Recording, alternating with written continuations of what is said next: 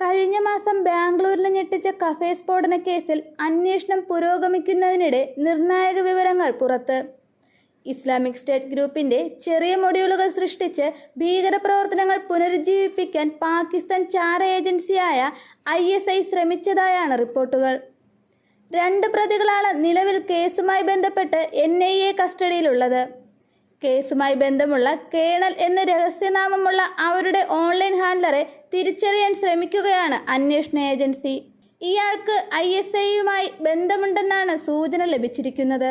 2019-2020 IS Alhind മൊഡ്യൂളുമായുള്ള ബന്ധം മുതൽ മുഖ്യ ആസൂത്രകൻ അബ്ദുൾ മദീൻ താഹ, ബോംബറെന്ന് ആരോപിക്കപ്പെടുന്ന മുസാവർ ഹുസൈൻ ഷാഹിബ് എന്നിവരുമായി കേണൽ ബന്ധപ്പെട്ടിരുന്നതായി അന്വേഷണ സംഘം സംശയിക്കുന്നു.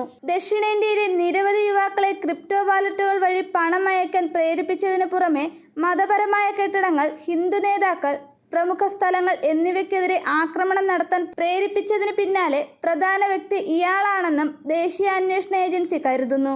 കഫേയിൽ ബാഗ് കൊണ്ടുവച്ചത് 28-30 വയസ്സ് പ്രായമുള്ള ആളാണെന്ന് തുടക്കത്തിലെ കണ്ടെത്തിയിരുന്നു. ഇയാൾ കഴിക്കാനായി റവ ഇഡ്ഡലി ഓർഡർ ചെയ്തിരുന്നു. കൂപ്പൺ എടുത്ത് ഇഡ്ഡലി വാങ്ങിയെങ്കിലും കഴിച്ചില്ല. ബാഗ് കൊണ്ടുവച്ച സ്ഥലത്ത് നിന്ന് ഇയാൾ പിന്നീട് കടന്നു കളയുകയായിരുന്നു.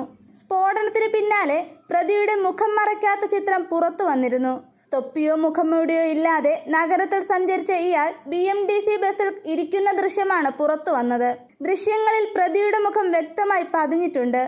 ബോംബ് വെച്ചതിന് ശേഷം തിരികെ പോകുമ്പോൾ പ്രതി വസ്ത്രം മാറിയിട്ടുണ്ടെന്നും NIA കണ്ടെത്തി. ബസ്സുകൾ കേന്ദ്രീകരിച്ച് നടത്തിയ അന്വേഷണത്തിൽ നിരവധി BMTC ബസ്സുകൾ ഇയാൾ മാറിക്കയറിയിട്ടുണ്ടെന്ന് വ്യക്തമായി. ഇയാൾ കഫേയിൽ വന്നപ്പോൾ ധരിച്ചിരുന്ന 10 എന്നെഴുതിയ തൊപ്പി സമീപത്തെ ആരാധനാലയത്തിൽ നിന്നും NIA കണ്ടെത്തിയിട്ടുണ്ട്. രാവിലെ 11:34 കഫേയിൽ പ്രവേശിച്ച പ്രതി 11:43 പുറത്തേക്ക് പോവുകയും ചെയ്തു. ബോംബടങ്ങിയ ടിഫിൻ കാരിയർ കഫേയിൽ വെച്ചതിന് ശേഷം ഇയാൾ തിരികെ 1 കിലോമീറ്റർ ദൂരെയുള്ള ബസ് സ്റ്റോപ്പിലേക്ക് നടക്കുന്നതിന്റെ CCTV ദൃശ്യങ്ങളും NIAക്ക് ലഭിച്ചു.